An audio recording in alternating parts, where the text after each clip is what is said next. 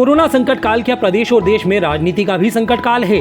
जी हां, ये सवाल इसलिए उठाए जा रहे हैं क्योंकि बीजेपी के कार्यकर्ता ही अब बीजेपी और बीजेपी सरकार पर सवाल उठाने लगे हैं। इंदौर में तो बीजेपी महिला मोर्चा की पूर्व मंत्री ने सोशल मीडिया के जरिए एक ऐसी बहस छेड़ दी है जिसका समर्थन अब कांग्रेस भी खुलकर कर रही है।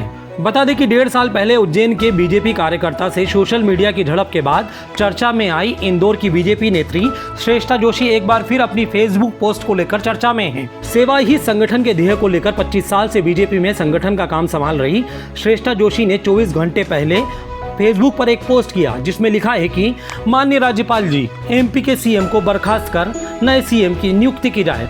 बस इसी पोस्ट पर समूचे प्रदेश में बवाल मच गया है। इस पोस्ट के बाद श्रेष्ठा ने सवाल उठाए कि इंदौर में कोरोना से हालात बिल्कुल खराब हैं और महिला मोर्चा की कई सदस्य और उनसे जुड़े कई लोग कोरोना के कोपभाजन के शिकार हुए हैं। वहीं सरकार ने 1 साल में कोई माकूल व्यवस्था कोरोना के लिहाज से नहीं की है। शहर में अस्पताल मनमर्जी का बिल वसूल रहे हैं, अधिकारी सुन नहीं रहे हैं और कालाबाजारी करने वालों पर भी लगाम नहीं लगाई जा रही है। इतना ही नहीं, एडिटेड पोस्ट के पहले उन्होंने राज्यपाल से बीजेपी के राष्ट्रीय महासचिव कैलाश विजयवर्गीय या बीजेपी प्रदेश अध्यक्ष वीडी शर्मा को नया सीएम बनाए जाने की मांग भी की थी। श्रेष्ठा जोशी के एफबी पोस्ट के बाद बड़ी संख्या में बीजेपी के कई लोग उनके पक्ष में आ गए, वहीं कई लोगों ने उनका विरोध भी शुरू कर दिया। लेकिन तुलनात्मक रूप से सोशल मीडिया पर उनके पक्ष में खड़े लोग ज्यादा नजर आ रहे हैं। हालांकि कुछ लोगों ने उन्हें यह भी समझाया कि संगठन स्तर पर सीएम चुना जाता है, ना कि राज्यपाल तय करते हैं। हालांकि सोशल मीडिया पर उनकी एफबी पोस्ट के बाद बहस जारी है, लेकिन इसी बीच अब बीजेपी के प्रदेश प्रवक्ता उमेश शर्मा ने तो उन्हें पार्टी का कार्यकर्ता मानने से इनकार कर दिया है। बीजेपी नेता उमेश शर्मा ने कहा कि श्रेष्ठा जोशी बीजेपी कार्यकर्ता रही है और 1.5 वर्ष पहले उन्हें निलंबित कर दिया गया है। उज्जैन के बीजेपी कार्यकर्ता के साथ अभद्रतापूर्ण संवाद को लेकर उनको कारण बताओ नोटिस जारी किया गया था। नोटिस के जवाब के बाद बीजेपी की अनुशासन कमेटी ने उन पर अनुशासनात्मक कार्रवाई कर उन्हें पार्टी की प्राथमिक सदस्यता से हटा दिया था। बीजेपी प्रवक्ता उमेश शर्मा ने कहा कि आज की तारीख में उनका बीजेपी से कोई संबंध नहीं है और उनके किसी भी बयान या विचारों से बीजेपी का कोई लेना देना नहीं है। सुश्री श्रेष्ठा जोशी जी एक समय भारतीय जनता पार्टी की कार्यकर्ता रही हैं और आज से लगभग 1.5 वर्ष पूर्व भारतीय जनता पार्टी की प्राथमिक सदस्यता से उन्हें निलंबित कर दिया है। उज्जैन जिला के एक कार्यकर्ता के साथ अभद्रतापूर्ण संवाद को लेकर उनको कारण बताओ नोटिस जारी करा गया था और उस नोटिस के उत्तर के बाद भारतीय जनता पार्टी की अनुशासन समिति ने अनुशासनात्मक कार्रवाई करी थी और आज से लगभग 1.5 वर्ष पूर्व भारतीय जनता पार्टी की प्राथमिक सदस्यता से भारतीय जनता पार्टी से आज सुश्री श्रेष्ठा जोशी जी का निलंबन हो गया है। इधर बीजेपी प्रवक्ता के बयान को लेकर श्रेष्ठा जोशी ने कहा कि उन्हें अब तक उनके निष्कासन मामले की कोई जानकारी नहीं मिली है।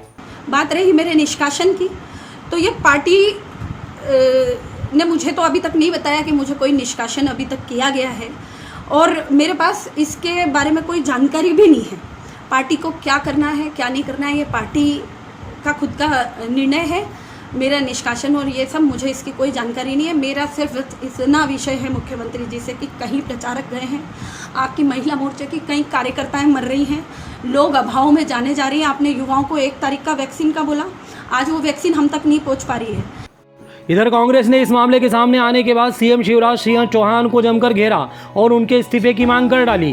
कांग्रेस के प्रदेश प्रवक्ता अमीनुल खान सूरी ने बताया कि आम जनता और बीजेपी के नेता खुद कोरोना जैसी महामारी की भयावह स्थिति के लिए बीजेपी और शिवराज सरकार को जिम्मेदार मान रहे हैं।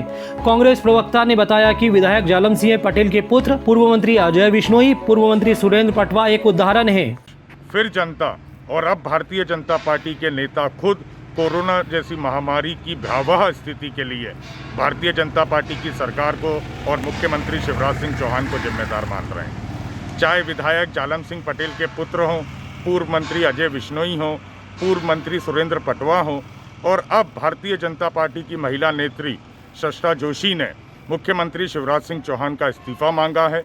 जिस भारतीय जनता पार्टी के नेता का ईमान और इंसानियत उसमें जीवित होगी वो ऐसी निरंकुश सरकार और निरंकुश मुख्यमंत्री का इस्तीफा मांगेगा वहीं अब बीजेपी की महिला नेत्री श्रेष्ठा जोशी ने सीएम शिवराज सिंह चौहान का इस्तीफा मांगा है। कांग्रेस ने कहा कि जिस बीजेपी नेता का ईमान और इंसानियत जिंदा होगी वो ऐसी निरंकुश सरकार और निरंकुश मुख्यमंत्री का इस्तीफा मांगेंगे और निश्चित तौर पर सीएम शिवराज को महामारी का जिम्मा लेकर इस्तीफा देना पड़ेगा। फिलहाल कोरोना के संकट के सामने सीएम शिवराज और सरकार की नीति और नियति को लेकर उठे सवालों पर एक बार फिर नई बहस छिड़ गई है कि क्या अब नया सीएम आएगा तो कोरोना मध्य प्रदेश से जाएगा।